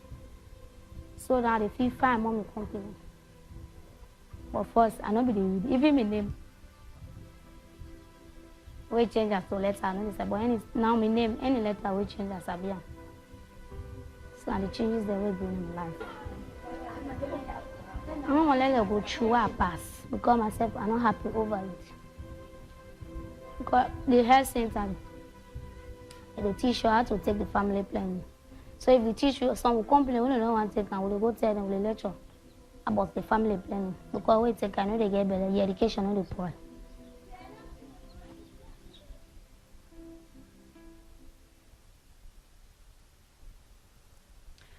Los avances. Advances in the progress through women and girl education were slowly, even before the pandemic. And COVID-19 put all this at risk. How can we do so we don't keep going back? And so no girls, like the 3 girls in this video were asking, for no other girl to have to go through the same. Well, niñas, en su educación, en su formación, en su empoderamiento social. Colocarlas en el foco de nuestra intervención. Y luego dejarlas hacer, porque ellas son protagonistas de su propio cambio. En el momento que las juntas, en el momento que las formas, en el momento que las empoderas, ellas mismas desencadenan cambios. When you empower them, they start introducing changes in the community. So we have to put them at the heart of all the work we do. Also, we have to fight against habits, customs that damage them in a severe way. Some are very obvious. For example, putting an end to genital mutilation, but others less, such as the digital gender gap. 23% of girls have 23% less access to mobiles than boys. That, of course, limits the opportunities for distance learning for them. And also cases where parents don't like girls to use handsets or have access to this information because it's not appropriate. These are things that we have to put an end to. Yes, it's also important to offer certain services, right? Because they are the ones in charge of walking those 6 kilometers to get water.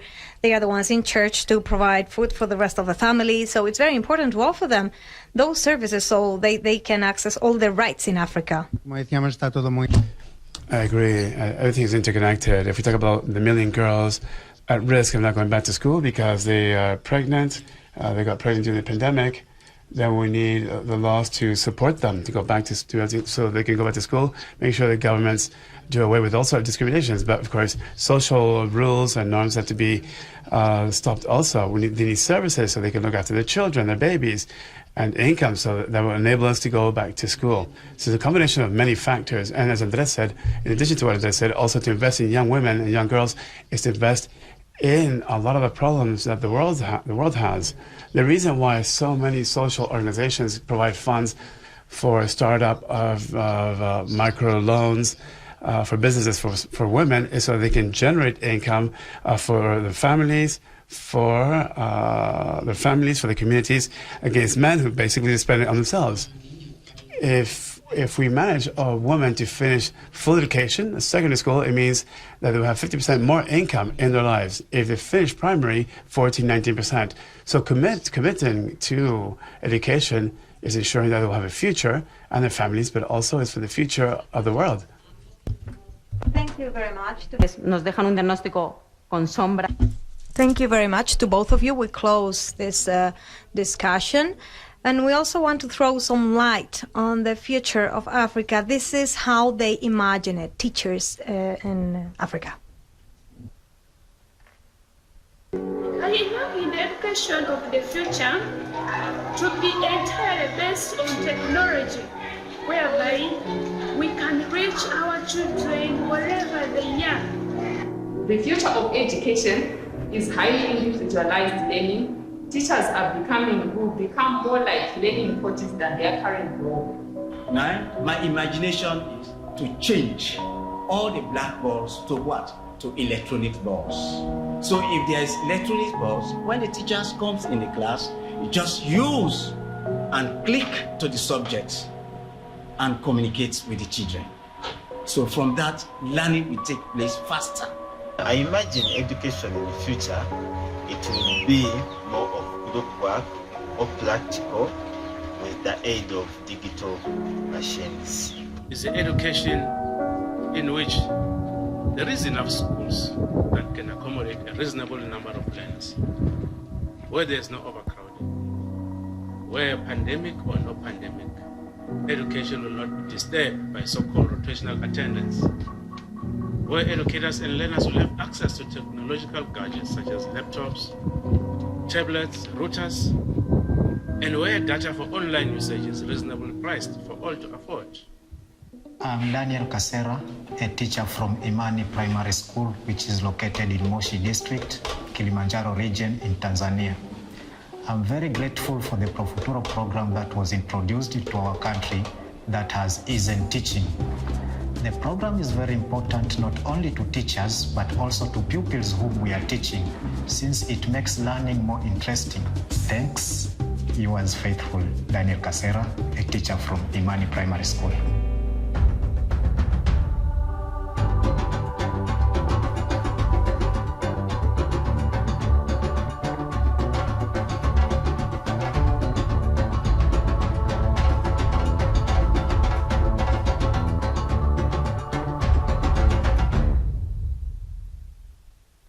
Me complace volver. I'm glad to welcome Beatriz Morilla again on the stage and Magdalena Brier, General Director of ProFuturo, so we can talk about the quality of education. In the last decades, under the umbrella of the Millennium Goals, we've tried to facilitate access to education. But now in the Sustainable Development Goals, we are asking countries to do something else, to take a step farther, to provide high-quality education, and that is not possible if we don't invest in the training of teachers. Beatriz Morilla, General Director of Empieza Por Educar, how are you training teachers in Africa? Are we having advances in this sense? Thank you again. Thank you for inviting us. And Mr. Alierta was saying that education is the most powerful tool to reduce inequalities, and that is something that we share 100%. We say that maybe education is not everything, but it's almost everything.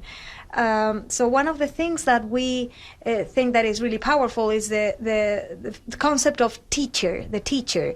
We think that the teacher is that magical ingredient helping to that transformation to be very powerful.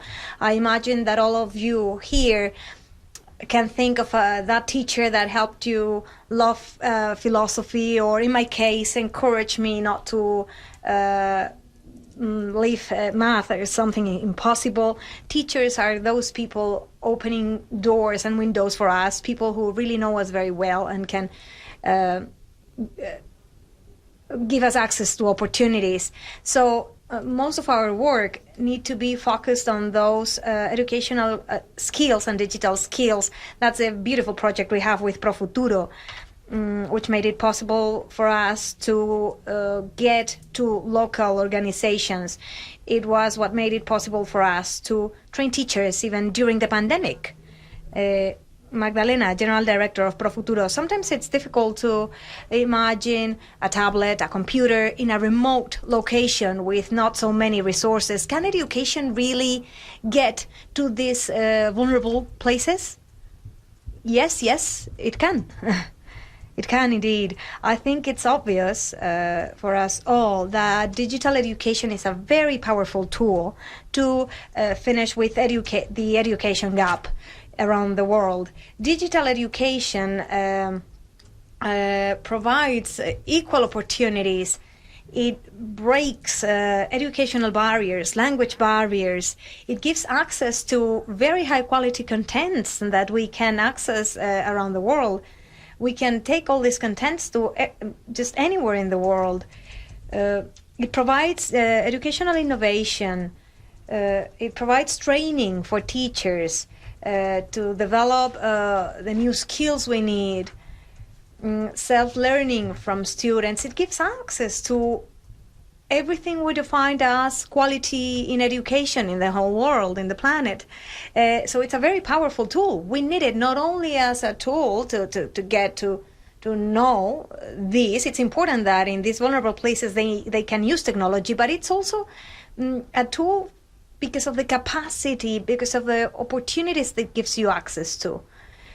And I think that it's very important to use these new technologies, these digital skills, use a new way of teaching that is going to improve educational quality. Technology is very important, and access to technology, but also training teachers. It's extremely important. It's the key for all these. It's the key for this change that we need, this change towards global educational quality. Yes, I'm thinking of some of the rural areas in the countries where you're working in Africa, in sub-Saharan Africa, maybe with not so good internet signal, these technologies. What's your strategy to implement all these technologies in education in these places?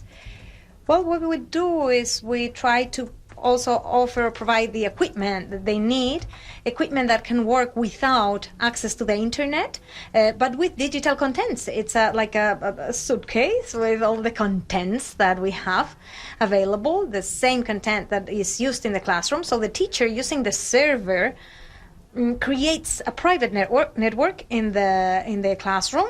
He connects to the laptops of the students in the class without the need to have an access to the internet. So he's able to implement and to use the contents that are in that platform. Also, all those contents are available for the kids. I think that we have contents in 4 languages. We have a wide array of contents that can be considered global, with contents in math, in languages, in science, even programming, and 21st century skills.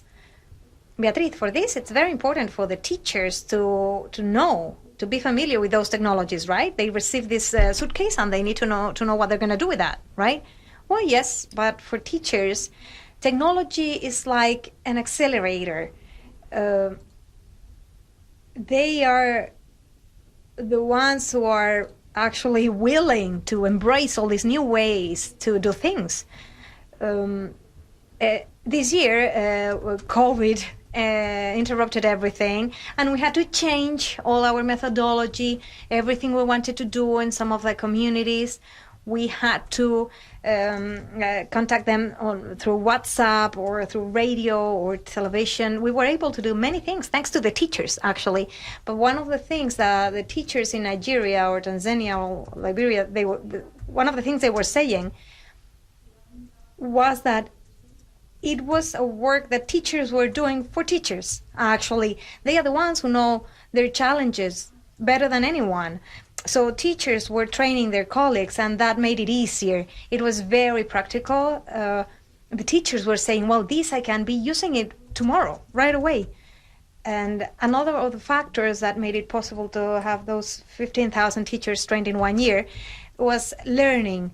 ProFuturo, in ProFuturo, we were able to create communities. When we finished, they told us, well, can we please keep this WhatsApp group? Because it created a community where we share concerns, resources, alternative options, because teaching is, sometimes you can feel very alone being a teacher. We're talking about 136 children in each class. You have to see that to get an idea, really. We're talking about huge distance rates. So ProFuturo, what we did is we created that network, and now they're giving support to each other. They're still there. They stay there for each other, and I think that's important in the long term. I'm not adding anything new if I say that education is the biggest possible leverage. But what can you tell me about a project like ProFuturo? What can it do to transform the communities where you're working? In ProFuturo, we are already present in 18 countries in Africa, and we've trained in our 4 years around 30,000 teachers, 15,000 of them with Empieza Por Educar in 2020. And thanks to this, we were able to change the education of many children in Africa. We think it's possible. We think it can be done thanks to the collaboration of all the people here and many other people working on the field. We think that we can change this. We can change education in Africa. Did you get to know any story about a student that was impressive for you?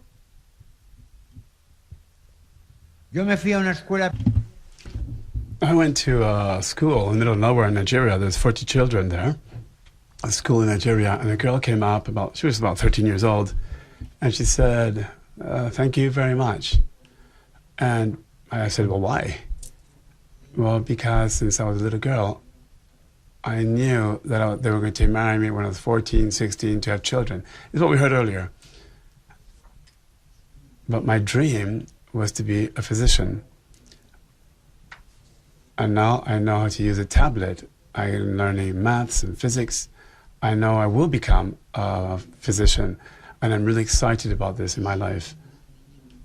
And that case of a little girl in a village in the middle of nowhere in Nigeria it applies to millions of children with a dream. Now, again, I think it's critical for 10, 12-year-old girls to tell them if they go to school and to wait 2 years and to become whatever she wants to, but don't let their parents marry them off when they're 14 to have children. And if she's strong and we make them strong, she's not going to make herself be married. And in the worst case, she will leave her home and she will manage to survive. And then I think earlier they spoke at one of these roundtables about food, the food problem. At ProFuturo, we discovered one thing. You go to a village where there's malnutrition, where they don't feed properly. Are you listening? Yes, of course. If you go to a village where there's more food, and you ask, who is the smartest person in this village? And they say, well, this person over here. And you explain to them how to use a tablet, show them how to use a PC or a tablet to learn on how to better produce food in the farm locally. And if they grow corn, by communicating with another expert to show them how to make more, grow more corn or more tomatoes or potatoes.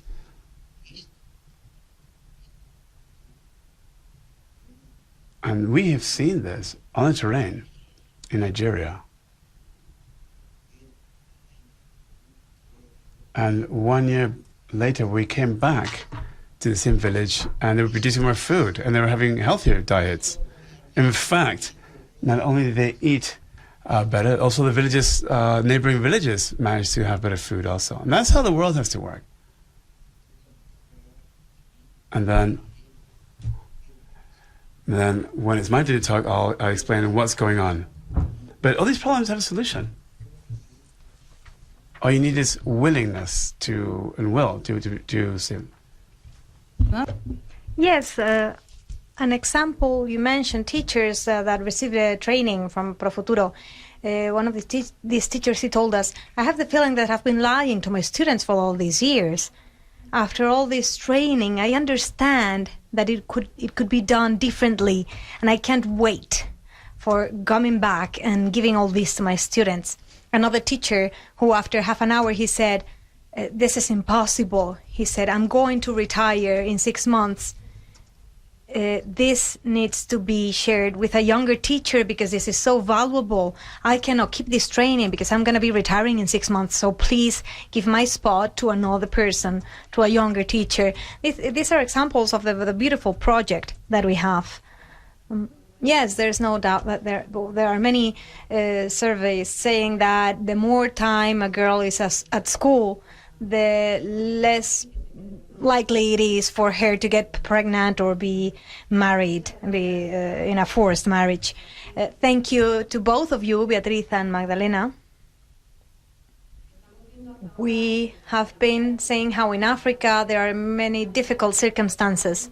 Unfortunately, there are some that are extremely difficult for human beings away from their homes in other countries, especially due to conflict or violent situations. But in this case, when we come about children education, we're talking about a right they have. Now we welcome Jacqueline Strecker, Connected Education Lead in UNHCR, who will be online, and Luca Fabris, Coordinator for the Africa and Asia Department in Entreculturas. Thank you to both of you. You are both going to be connected on a video call. Jacqueline, what are the main challenges when it comes to provide education for refugee boys and girls in Africa? Thank you. I think that's a very important question to look at tackling. One of the first things I'd like to say is that we've seen tremendous support from many actors within this space. As you might know, the Global Compact on Refugees really supports an inclusion model, so looking at how refugees can be included in national systems. And I think this is an element that is vital to look at how we can also leverage digital resources and digital investments to help both prompt that inclusion, but also to attract students back. I mentioned earlier that 48% of refugees before the pandemic were out of school. And picking up on the earlier conversation around girls, we did a study with Malala Fund and estimated that about 50% of females who were in school before the pandemic are unlikely to return. But one of the things that we've seen in the connected education space is that actually the introduction of digital resources into the classroom, the opportunity to build digital literacy, can attract students back, both females and males, but also particularly for females, can be a motivating factor for parents to send their girls back into the classroom. And so there are numerous challenges that we've seen within the space. And one of the key elements is really actually ensuring that refugees are part of the agenda and part of the discussion. We've been seeing that there's been a huge push right now with all of the attention and recognition about the digital divide experienced within COVID, that there's a big push right now to try to connect all schools around the world. But what we're seeing is refugee hosting schools are often not prioritized within the initial pilots. And so I think it takes the entire community to really advocate to make sure that they're not the last to be connected, but also that we don't stop just at infrastructure. And I think this is what's so great about ProFuturo's model is what was mentioned before, the real investment in working with teachers, in looking at content, because we've found that these two areas are often left out from investments being made in this space. And really, they're the keys for unlocking effective use and really building up the quality of education.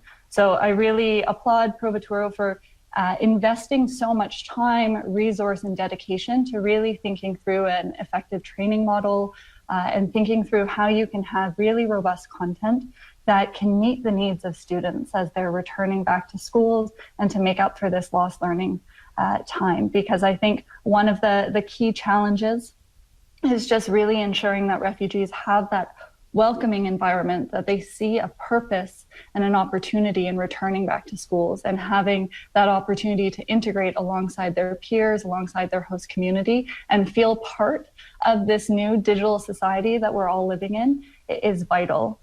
Constantly we hear people say that now that they've had a chance to be able to leverage technology in the classroom, they don't feel left out. They feel like they're part of this really digital universe that we're all living in.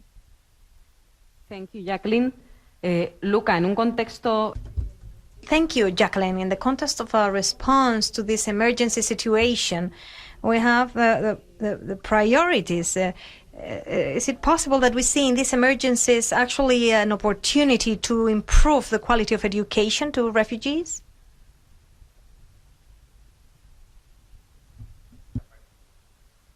Luca, ¿estás con... Are you with us, Luca? I'm sorry, was the question for me? I didn't get all the question. Yes, in the context of the response to an emergency, the situation of these refugees was already difficult, but with the pandemic even more. If education is education a priority? Can we see in this emergency actually an opportunity to guarantee education to refugees?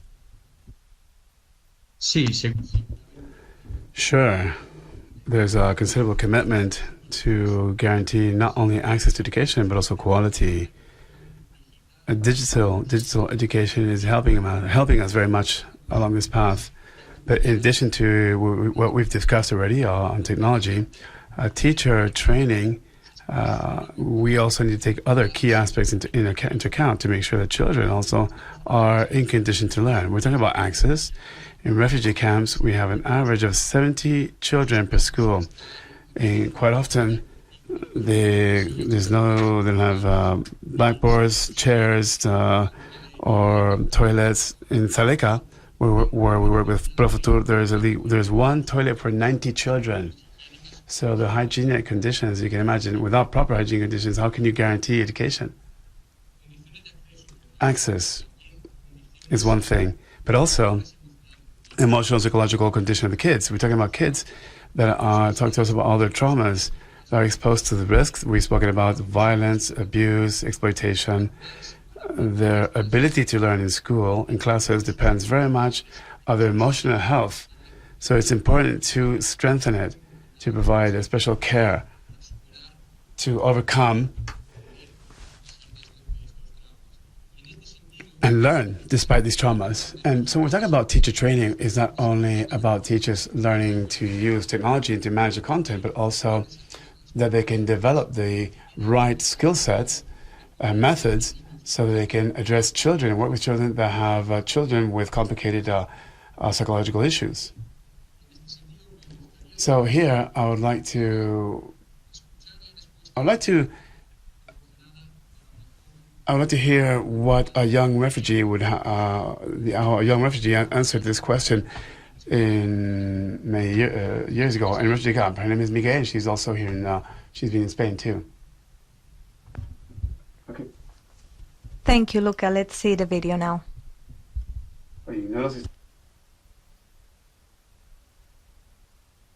Yo creo que espero que sí, que podamos ver el video. I hope we can see the video that Luca mentioned. Dado que ahora como vamos con Since we have these video calls and then people here, it's a little bit more complicated, but I hope we can see the video. Luca, can you remind us her name?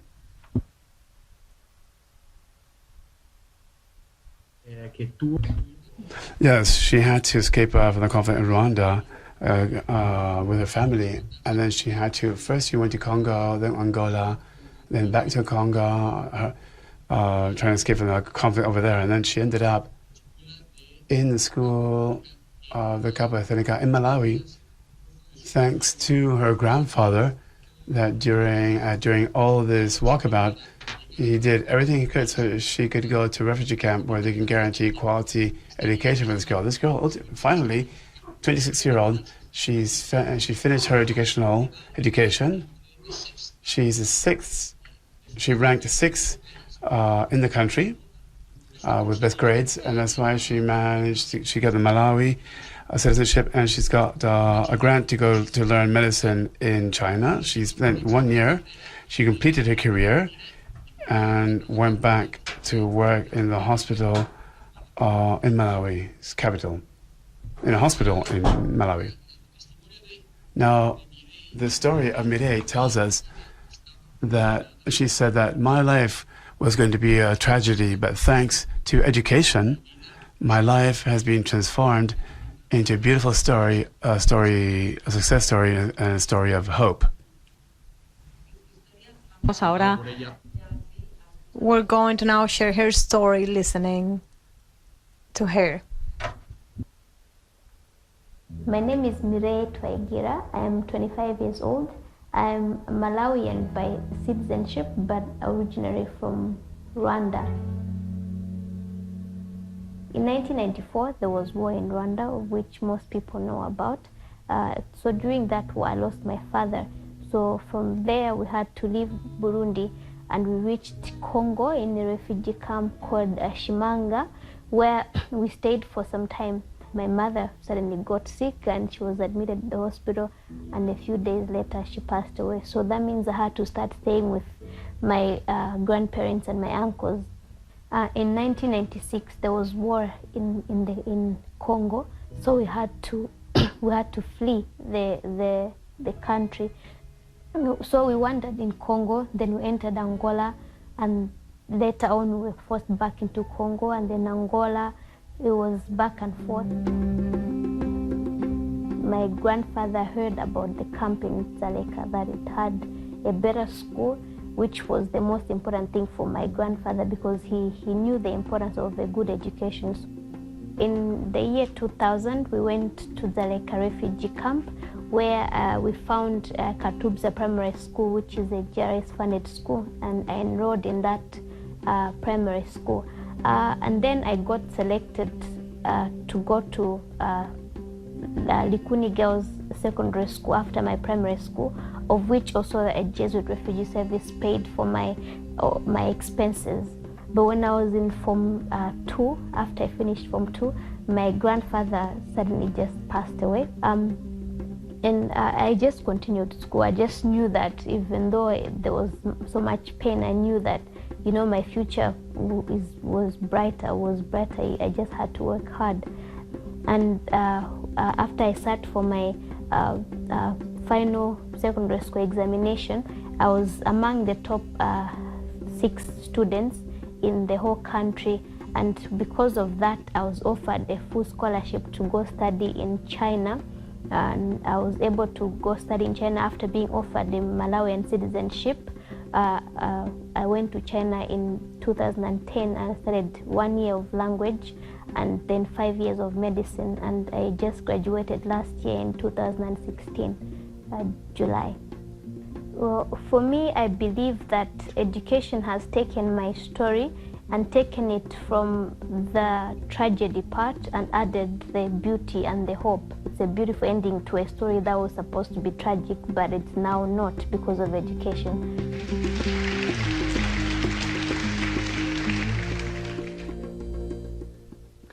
Sin duda la educación. There's no doubt education is a huge transformation tool, but how can digital education help in this refugee context? Jacqueline?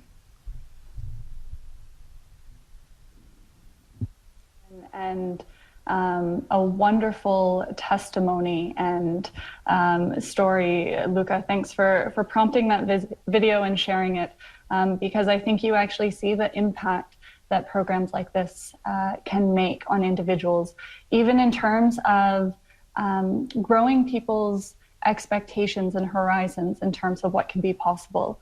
I was in one school in Africa, and I encountered a group of students, and they said to us, you know, we had never seen an ocean before, never knew what it was, but it was something we always had to study in school. And it was only through the introduction of digital resources and seeing these videos that we suddenly realized that there was a world outside of our community, that there were geographical features that we had never could have comprehended. And they've had the opportunity through some of these digital programs to be able to connect to other peers all around the world, to be able to see images, to have concepts really come to life. We see countless, science labs. She talked about going into medicine. We see constant science labs that don't have the resources to be able to do simple experiments. Yet through these digital formats, you can actually do simulations through the local servers, through the local content. And this really helps bring life to what students are studying. And so I've always heard from the community that education is a passport to a better life, particularly for refugees. And by being able to bring digital resources, investments, training, robust content into these settings, we're removing the geographical limits that kind of contain them to one area, and we're opening up the possibilities for them to travel and engage in, again, an increasingly digital society. We also really see the importance of these resources, not just to teach about technology, but those technological skill sets, that digital literacy really does grow. And this is so important for refugees, for them to be digitally included. We've seen with COVID how much, even today's session, how much we rely on connectivity, on digital resources. And so for refugees to really be able to participate in today's world, to be part of dialogues, to be able to engage, to have new forms of employment, it's really important that they develop these skills from an early age, and that this becomes embedded as part of their education. And that's why I think programs like the ProFuturo program, they really take a holistic approach. They tackle some of the challenges that Luca mentioned earlier, the large classroom size, some of the issues in and around water and sanitation within schools, but they also really focus on how to build, using all of the resources at our disposal, a real quality education, and not letting those within remote locations not be part of this increasingly digital world that we all live in. Muchas gracias, Jacqueline. Thank you very much, Jacqueline. As we were listening, these stories are very inspiring. So I'm going to show another video, another inspiring video after saying goodbye to Jacqueline Strecker. Thank you very much for your time, and also Luca. Thank you to you both for being with us here today.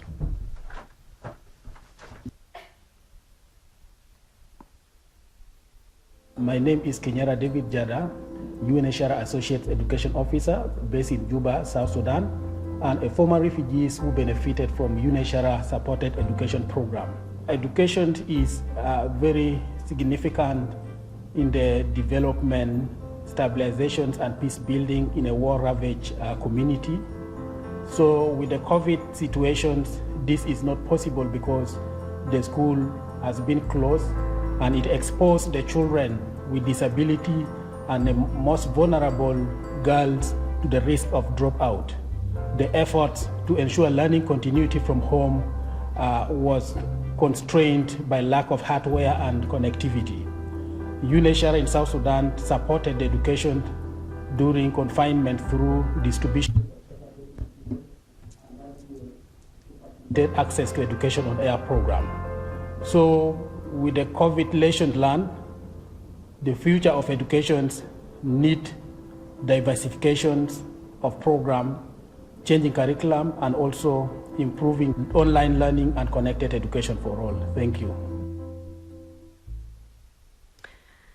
Con estas historias, with these stories of hope that we saw in this last panel, we see how education can change an individual's life, but also the future of a country and the whole world. With this, we close this session, but let's not forget that the challenges that Africa is facing nowadays, which we have been talking about today, a boy or girl out of school is an opportunity of talent that is left out. We need to break those gaps, technology gaps and gender gaps, because it's always more difficult for girls, and without women there's no possible development. Thank you to all of you, the ones of you who came here, the ones following us on streaming.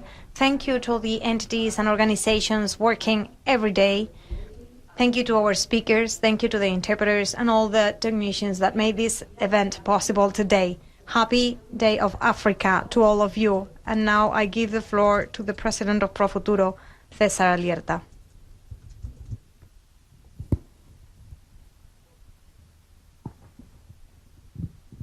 ¿Hablo desde aquí? ¿Puedo hablar desde aquí o qué?